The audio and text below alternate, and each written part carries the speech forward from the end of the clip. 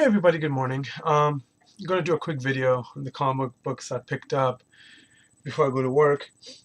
Starting off with Superman number 27. Now, in this issue, you have the Parasite, of course, in town, making Superman's life a living hell. And in the process of that, he gets a hold of Lois Lane. And as you all know, Lois Lane has psychic powers and all that stuff and ability that's going on.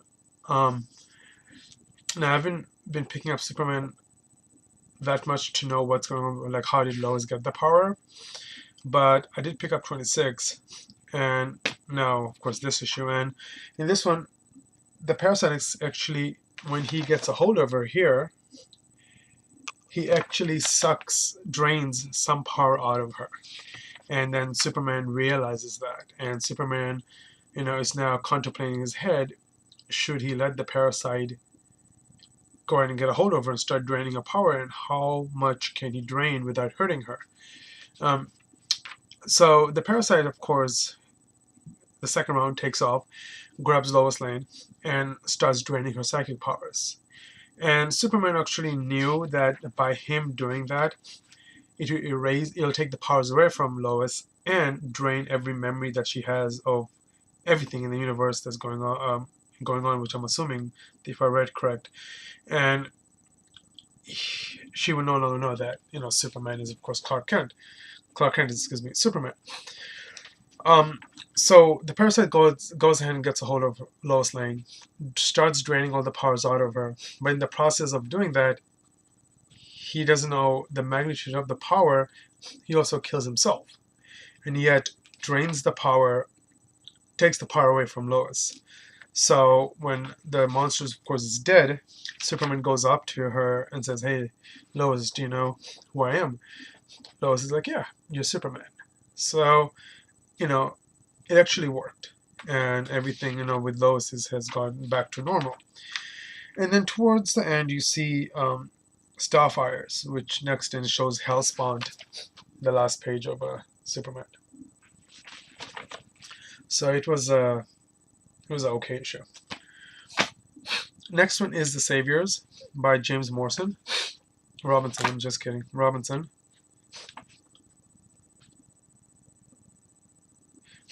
In issue number 1. And in this issue, you have this guy, Thomas Ramirez, who works at a gas station and also smokes a lot of weed. And he also has a best friend named Frank, who, of course, runs a junkyard. So, and of course, you have the sheriff, and you have this mystery guy who's actually passing through the town.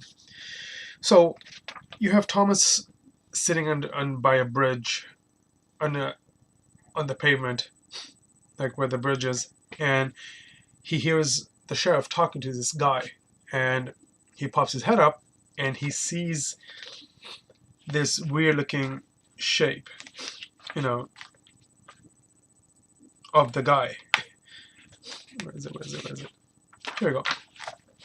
Right here, as you can see, the top left, how he looks like a alien, then he goes back to the human form.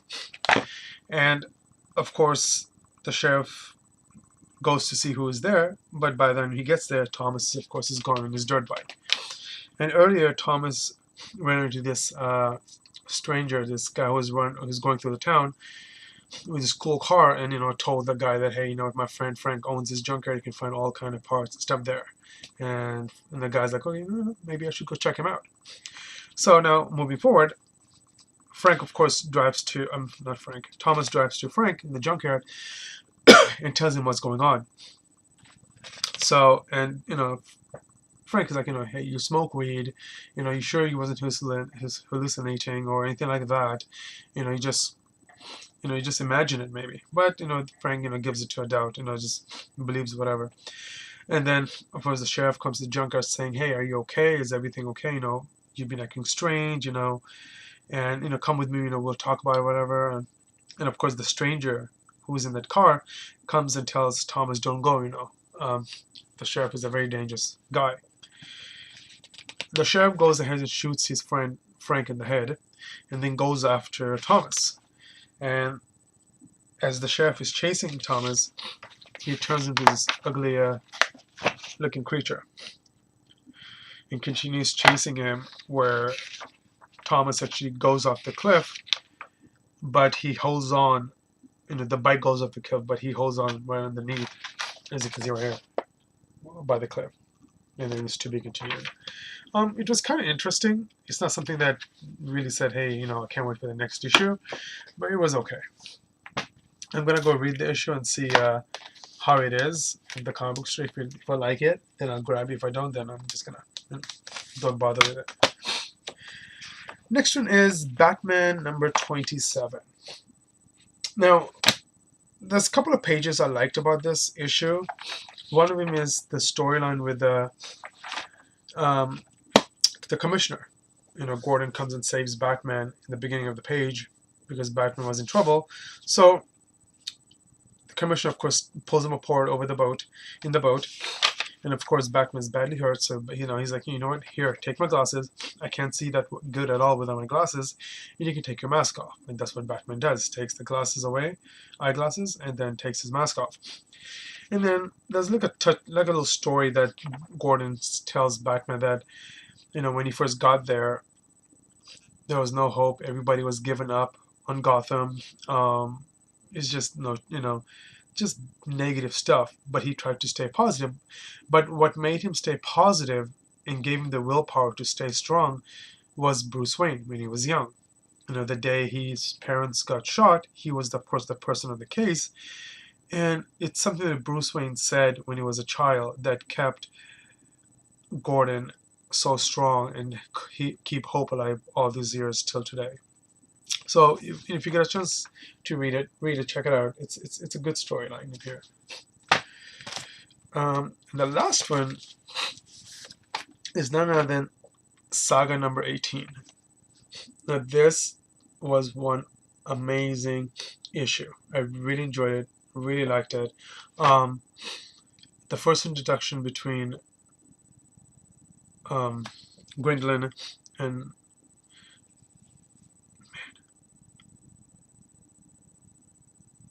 Alana, right? The wife, Marco's girlfriend, Alana. That's it. Of course, as you know, they're still at the lighthouse. The writer who owns the lighthouse is dead. So that now at this moment, the Lion Cat is on top of Marco's mom, and she of course goes ahead and gunges his left eye out. And Isabella comes in and of course saves the mom and plays mind games with the cat, because it's a Lion Cat, so he does the truth and lie, and the cat scares the cat off. Then you have Gwendolyn, who actually meets Alana for the first time. Marco is like shocked, like, oh my god, what are you doing here? And as soon as Marco sees Gwendolyn, he just starts apologizing and just going on and on and on.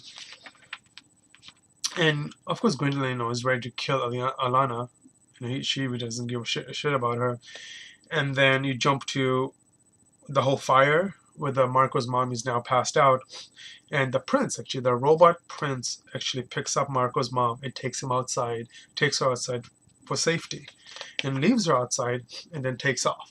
So the robot prince actually saves her life and then walks away.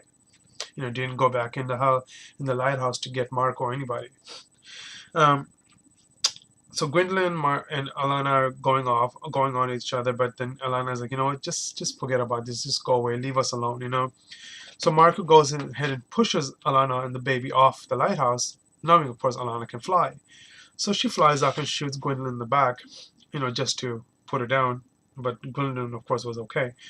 And then they take off. And Billy, the bounty hunter, is actually now in the hospital, and all he's asking for is Sophia. Where's Sophia? Where's Sophia? And his sister is actually there. I guess her name is Sophia, because she's like, oh, I'm here. I'm here now. So I don't know what's up with that. And then you have Gwendolyn, Sophia, and the Lion Cat, like far away. She's looking through the binocular, and it's like, she's worried, sad, that she's not there with Billy. And also you find out, I don't know if Gwendolyn was just saying it, but Gwendolyn's like, you know what, I need to save, my boyfriend. I love him. and I need to save him.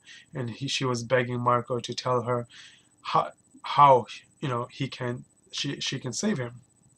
And I need to save my boyfriend. I love him and blah blah blah. So that was pretty interesting. So there's a couple of doors closed in this issue, and new ones opened. Which was pretty cool. And towards the end which was cool, that the girl who's telling the story, she starts working. She starts walking. Which was pretty cool. So she's growing up as the story is going. Um, but yeah, this was a really awesome issue. Again, like I said, there's a lot of doors that closed and new ones opened, with different like thoughts to go, of course, forward. But other than, it was a great issue. I really enjoyed it. Must read. Alright guys, so that's my review for those books. And thank you for watching, and take care.